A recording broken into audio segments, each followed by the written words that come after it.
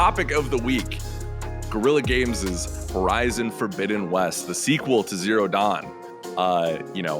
Very exciting for PlayStation fans. A lot of people, this is one of their big tentpole franchises when we haven't seen a ton of that on PS5 yet. Kim, you got to review the game for us as a huge Aloy fan, as a huge fan of the first game. What the hell did you think? I thought it was pretty damn good.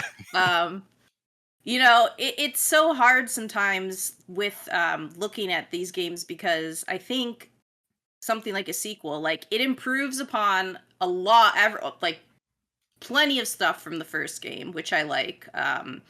But then on top of it, like it does evolve and expand its scope to such a high level with the side quests. Like I felt like I was playing Witcher at some points where I'm just like, and how those side quests evolve within the world and what you do. There's a lot of cool things there. And then I think what I hear a lot of people say is like, well, it borrows too much from other franchises. And I don't think that's a bad thing. I think it makes for a fun open world to take some of the best and use like those features that have really become popular. Like my favorite part is like they put in your own home base. Like from like Mass Effect, I love that stuff. Getting to know the people who are around you better.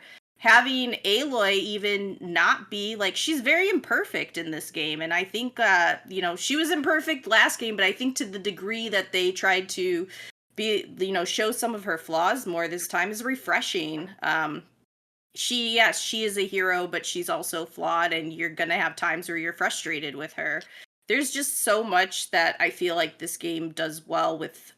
The machine battles are still like, that's where it's at for me, was every time when you have the big battles and all that. But I think for me, it's really the world is the star of the show in this. And I was glued to my controller exploring that world and could not get enough, which I was so thank you, Sony, for giving us this game as early as possible to review, because for real, I would have cried if I had to miss some of the side quests that I like. It was getting to the point where I was just, oh man, I don't want to miss this, because sometimes once you do a side quest and go back into the world, the best part of it is you'll revisit the place and certain like characters will respond to things that you've done, or like the locale will change a little bit and you'll be like, damn, like, I had an impact here. So there's a lot of cool things going on here, but it does have some flaws. It's not perfect, but I think it is a fantastic sequel that fans are going to have a lot of fun with.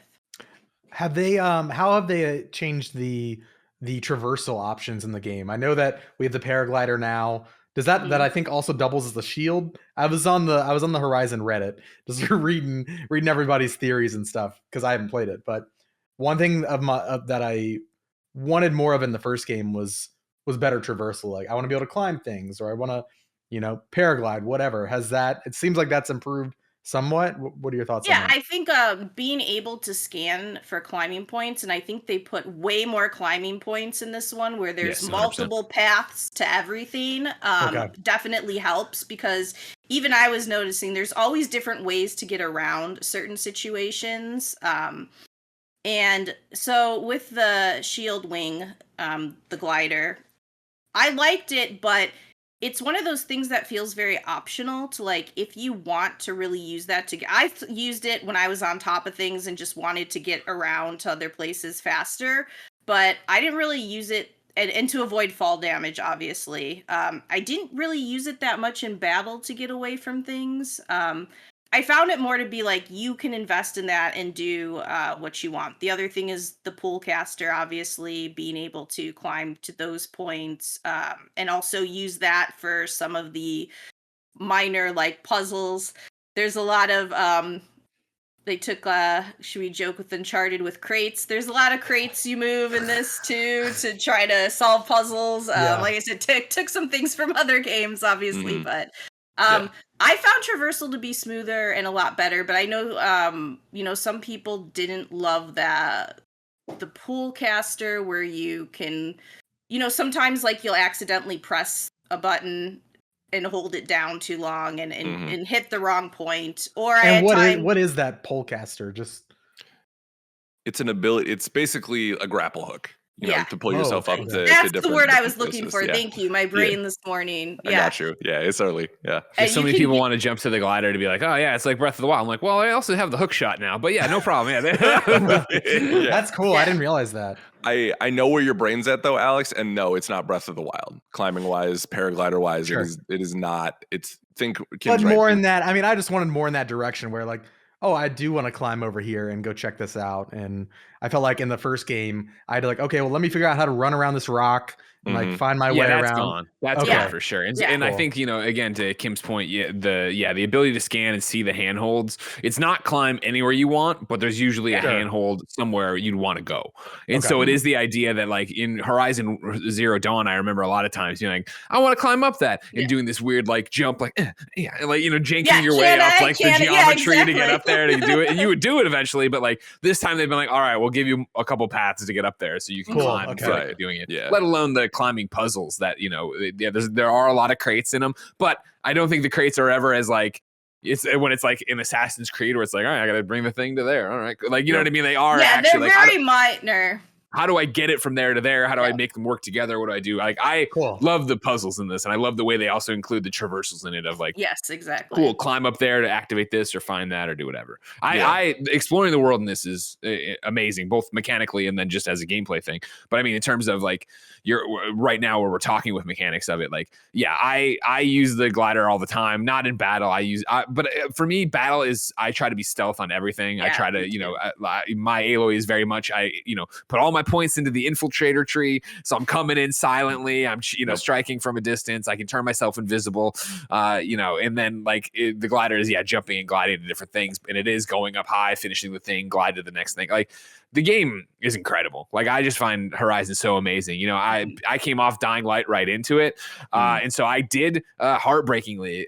Kim have to be the one who was like, I just got to main path it. I went and did some stuff here and there. If it was like right on the way, I would do it, but like I'm very much normally the gamer that is, let's do every side mission and then get back to the main point. Let's see, I'm all around this and then go to the thing. I think for me, it was I got surprised by how much after doing a few of the side quests add to the lore and the story of the different tribes. Because I will admit, like story-wise, there's some stuff, some pacing issues, some things that are a little disjointed.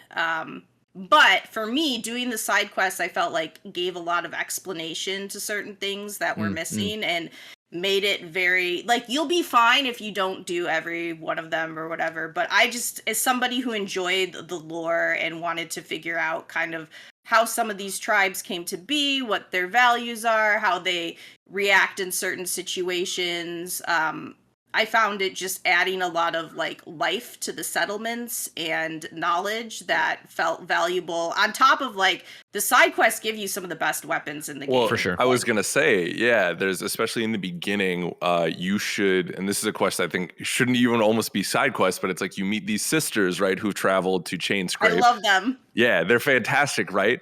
But you get my favorite weapon in the game so far in the javelin. And I'm sure you get it later on elsewhere, right? But like you get it right away if you do that quest. And I was like, oh, I totally could have missed this if it wasn't. But then I think that's smart design, right? Because that unlocks in my brain, especially after that first game where I was like, I don't need to do the side stuff. Like this isn't for me. And then in my head, it's like, okay, if I skip all these other ones now, am I missing other weapons that aren't going to be available on Gold Path or like that kind of stuff? You know what I mean? And I don't know. Yeah. There's always reward for doing them. There's always reward, I feel, for exploring this world. And that's what they do so well. But you can still get by without doing them. I mean, like I said, it just depends on, how much you want to get into the world and know every little tidbit. Like, I was very interested in piecing certain parts together and learning more about characters. I understand a lot of people are going to just want to main path it. And, like, that's fine, too. Like, one thing Horizon Forbidden West does really well is like freedom of how you want to play, even within those skill trees and like your play styles and all that. Like the skill trees disappointed me a little bit. I thought they could have had a little more to them. And I went through them very fast, and I think it's because I did so many side quests and all that. But this game is like a jackpot of skill points. Like when you're doing all the side quests, when you're clearing out a rebel base, you're getting XP, you're getting skill points. So yeah, you can start investing in whatever you want real quick and be that Aloy. Yeah, I remember I was only on like the second or third story mission, and I already had like completed the stealth almost entirely. And was on to my next skill tree. And so like I've unlocked a lot of almost like I've stuff in all of the skill trees, just because even stuff I wouldn't normally touch, just because I had so many skill points to experiment. But I like that the game is like, if you're gonna play this way or that way, like we're not gonna punish you. There's always multiple ways to approach situations. I loved even like the different how they would throw you off sometimes with the different terrain and situations you were in. Either you're like in really close quarters and you're like, oh gosh, now I got these machines are coming at me hot. And then other situations where like there are a lot of rocky like environments, so you could hide behind a lot of different cover if you used it to your advantage. And even if you just look around sometimes in battle, you'll notice there's something to shoot down to like hit enemies or to grapple hook up to yes, get, like, exactly. I like that there's just so much at your disposal, and like sometimes I used everything that was there, and sometimes I was like, no, I'm just gonna go here and get what I need with a lot of stealth kills and see what to do. But I like that there is a lot of freedom for how you can play this game, and you're not gonna like lose or I think miss out on anything. I think like I said, sorry, go ahead. No, go ahead. I was gonna say, like, to your thing of like, like how much there is and how much freedom you have. Like, I really feel like it's a game that is. And I know we talk about sandboxes all the time, but it's literally, what do you want to do today kind of game. On our review, I described it as the end of Guardians of the Galaxy, the movie, right? Where Star-Lord sits down and he's like, what do you guys want to do? Something good, something bad, a little bit of both. Like when I turn on Horizon, that's how I feel, where it is like, do I want to go to a melee pit? Do I want to run a side mission? Like when you're at the workbench to figure out your next upgrade, you can make those as jobs. You can make multiple of those. So then it's like, do I just want to chase those down and go get this? Do I want to find that last tall neck? Do I want to explore? Like the game is a buffet of really great content of things for you to go out and actually do at your leisure and how you want to. And again, like to the skill trees, I like them. I wouldn't say I was disappointed by them, but I see where you're coming from, Kim, especially in the way like how Valor surges work. This is like the big thing you're including there, which are like you have a meter there that when you activate them with your shoulder buttons, you can then do a very special move, which is when you use the invisibility. When I was using, more bow damage off of that. The thing about it though is the things that are surrounding them are just basically like stat buffs of like, all right, cool, like more concentration, more of that. And so once I got into, okay, cool, I'm infiltrator and I'm using my arrows a lot, so I'll go into the hunter tree. I was only alternating it between either the one that turned me invisible or the one that amplified my arrow damage. So suddenly all those other Valor surges there kind of didn't make sense to me. They didn't matter. Yeah. For me, it was the radial blast, and once that electricity one. Yeah, once I fully upgraded that, I didn't like want to touch any of the other Valor surges. And even looking at the different upgrades, I was just like, it became a problem because at points like I would have 11 skill points and just keep playing, like not even feel like I needed to put it into anything, just because and like I said, as Greg pointed out, like the other thing is the stuff surrounding them are very like, they're just small perks, like putting a trap down faster, more potent potions. Those things are great and everything. I just wanted to feel more of a growing sense of power, but I just felt ultimately powerful at all points in time. About it, right? Like is when you're like, okay, cool, yeah, more traps or whatever. I at that point had been so focused on infiltrator and arrows that like I'm not even using traps. Like traps are like, that's a very specific play style, I feel like, or something you'd put into your repertoire, which I think is awesome that everybody can talk about how they played Horizon and have a little bit of a different vibe to it. But for me, I'm right there with you, where I'd go in there, like I have 14 skill points.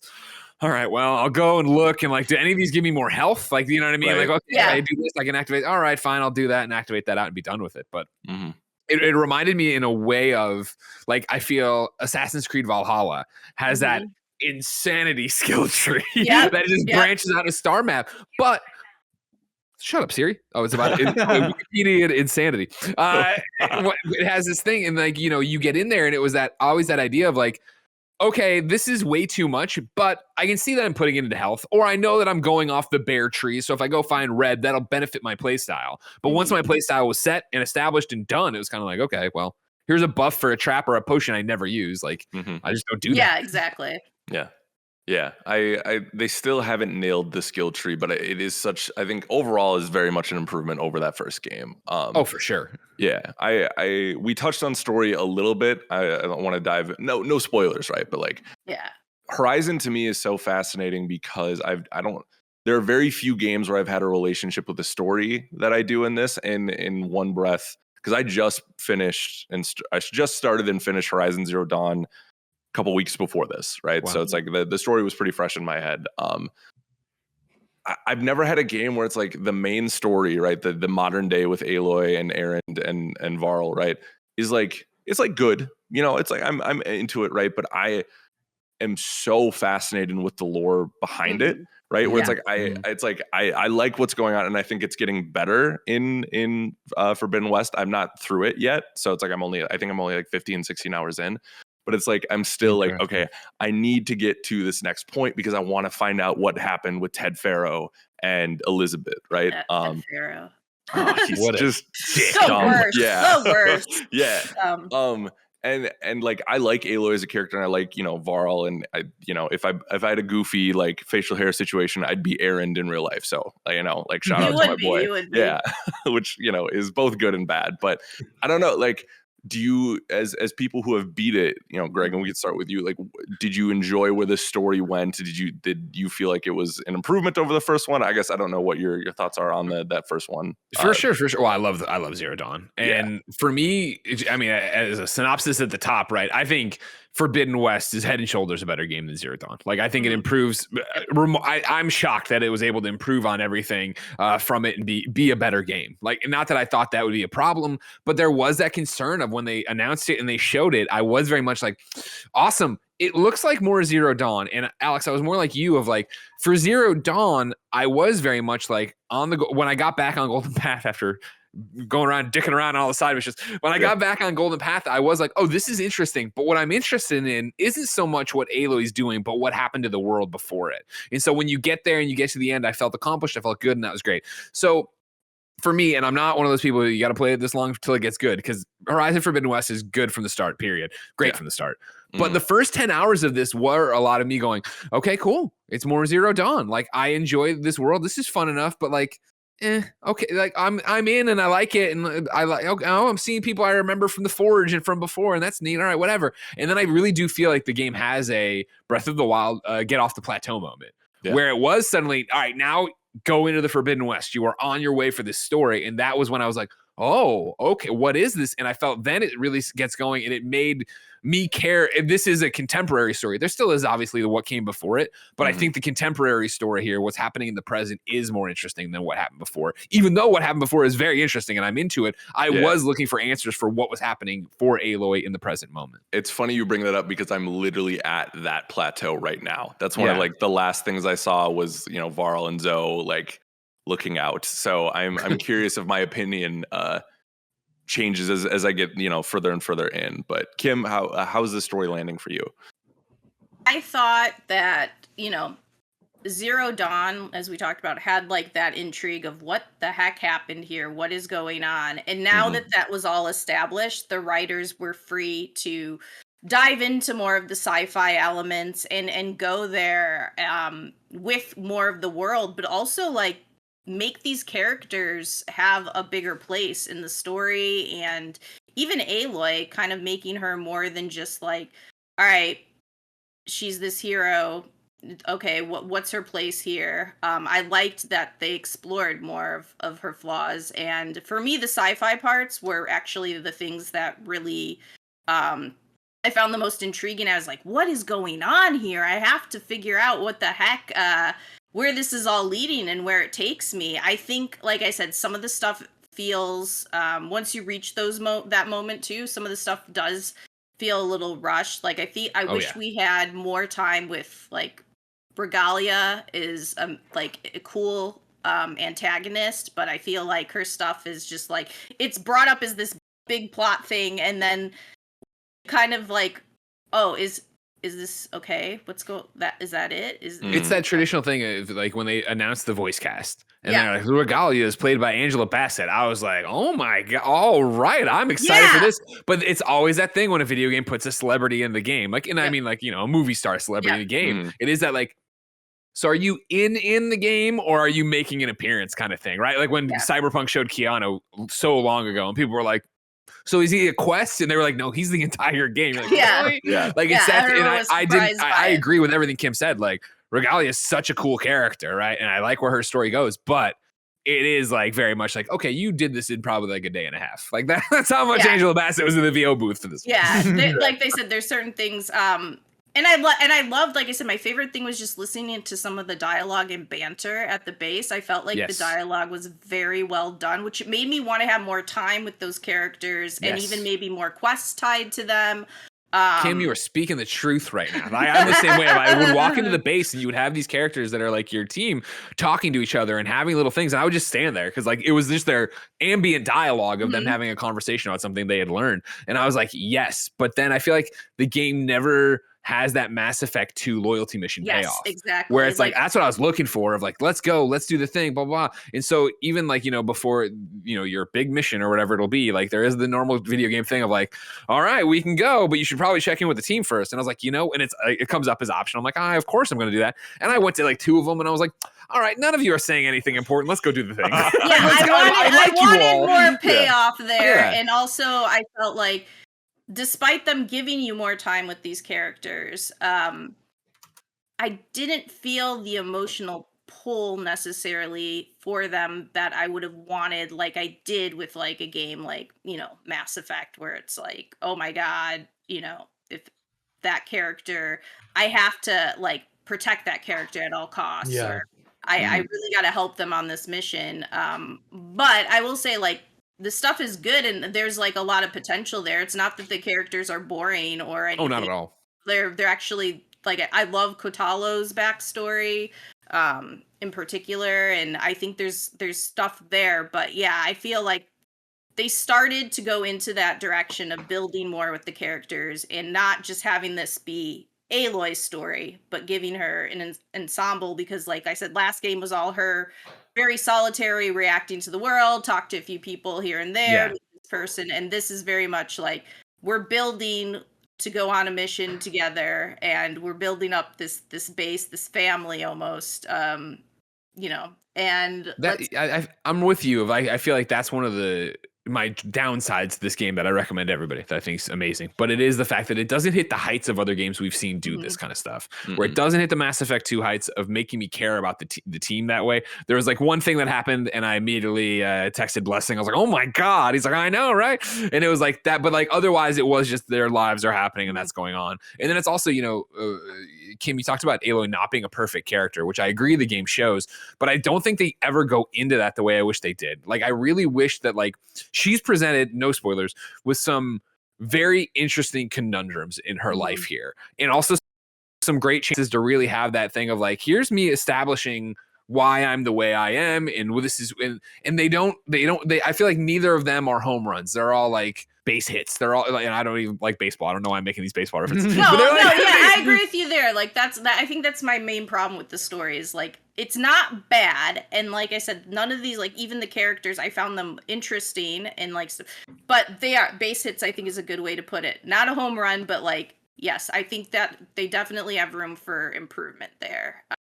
But, and then while we're in the story, this isn't a spoiler, I don't think, for anybody, because obviously whatever, but like, I don't love the way this one ends. It is like, I feel rushed at the ending, and then it's very clearly like, okay, well, there was a rumor a long time ago this was going to be a trilogy, and clearly at least you want to do another game really badly because you're shoving this in at the end, but you didn't need to do that. Like the Horizon Zero Dawn ends in such a great way. Credits, then silence, right, with Hades. And you're like, oh my God, what a cool way to do this. Whereas this one's much more like, we're done. But are we? I don't know. Like, well, fine, all right. Okay. Yeah. Interesting. Okay. Well, is there any other points we want to hit on before we move over to the playlist? I think this was a great discussion, pretty thorough. But Greg, any parting thoughts? I mean, I feel like whenever when I've been talking about this game on shows, I end up nitpicking it along with other people. But it's what Kim said, right? Where it's like, it's not perfect, but it's so good. And I think that the fact that we care so much about it, and again, like, check all of the story stuff I've said at the door. Like, playing Horizon Forbidden West is amazing. Like, it's still that the game. My playlist is Horizon Forbidden West because even though I'm done with the story and everything else, I keep coming back because I want to platinum it and I just want to live in this world longer and do more of the quests. And that's because the moment to moment gameplay is so good. The side quests, are great from a narrative thing, but they're also amazing in the way that you head out and it sounds like it's going to be a very simple thing of go help this person and defeat the machines that have pinned down their sister. No problem. But then you get there and then there's another thing and suddenly you're in a giant boss battle and I come back to the base or to the camp to drop the people and I have like no equipment, I'm out of arrows, and I'm like, that was an awesome fight. It felt, even though this is after I've rolled credits, I'm already this apex hunter, I felt challenged by that and I loved it. Yeah. Kim, how about you? No, like, I agree exactly what Greg was just saying, is like that world and being in it and the loop. It's just a fun game to play and a fun world to be in. And I think at the end of the day, like, that won me over. That kept me glued to my controller. And I love seeing where certain things and threads would go and just exploring and finding stuff. And I think that for me, that makes a good, like, open world game. For sure. And I don't think people are going to be disappointed. I think people are really going to enjoy it. And there is a lot here to love. So, like I said, not without flaws, but pretty damn good, and definitely mark a huge improvement over that first game. I feel like that first game was just their core, and then they're able, and hey, if they do that third one that they, are heavily hinting at, I think that will be interesting to see where they can go next and how they can really expand. God, I can't even imagine. I'm excited though to think of the future. For sure. I think for me, as someone who wasn't Zero Dawn's biggest fan until it finally clicked, I was anxious to see how are they going to get me into this game? What's going to be those threads that they pull on, right? And they absolutely nailed the beginning part of this compared to the first game to me, right? I also think it was great that I did get to play through Zero Dawn. So if you're on the fence, I would encourage you to go play that first, because I kind of had a similar experience with Psychonauts and Psychonauts 2 last year, where it's like I played Psychonauts for the first time 2 months before the game came out. So and Psychonauts 2, one of my favorite games last year, right? I got to really feel how they improved this formula, right? And it is evident from the first machine you take on, like how improved combat is. The world is so much more interesting, in my opinion, and I actually want to explore the side stuff instead of mainline, like I did in Zero Dawn. So I'm loving it. I'm going to keep going in it. I think, if you're coming to this going like, this is what I want next in open worlds, I don't know if you're going to get that, right? Like, I even looking at the PlayStation like section of games, right? I think Ghost of Tsushima maybe has a better open world like experience. But like I said, I'm still 15 hours in, so I'm giving it time, right? And I think it just fills it more interestingly, like you guys said, and I'm excited to play more. So, Kim, what did you give Horizon Forbidden West? 9.25, baby. There you go. And Greg, you guys adapted a scoring system of your own, correct? Yeah, finally. It was 7 years ago we started Kind of Funny, and we were like, we don't need scores, we'll just talk about games. And then that's evolved into inevitably being, I could see this getting a set, whatever the hell, you just sit there and talk about scores or whatever. So we finally bit the bullet and did a 5-point scale, just more assigned words to it. So yeah, this got our highest rating of a 5, which is amazing. So which is a 5 out of 5, amazing. Yeah, which of course doesn't mean it's perfect. We're not saying masterpiece, yada yada yada. We're just saying that this game's awesome and you should go play it. Yeah. For sure. Cool. Well, go check out the Games Cast for Kind of Funny this week. Go check out Kim's review. And then go check out our YouTube page where we have the video review. We may have some other videos coming soon. So be sure to check that out.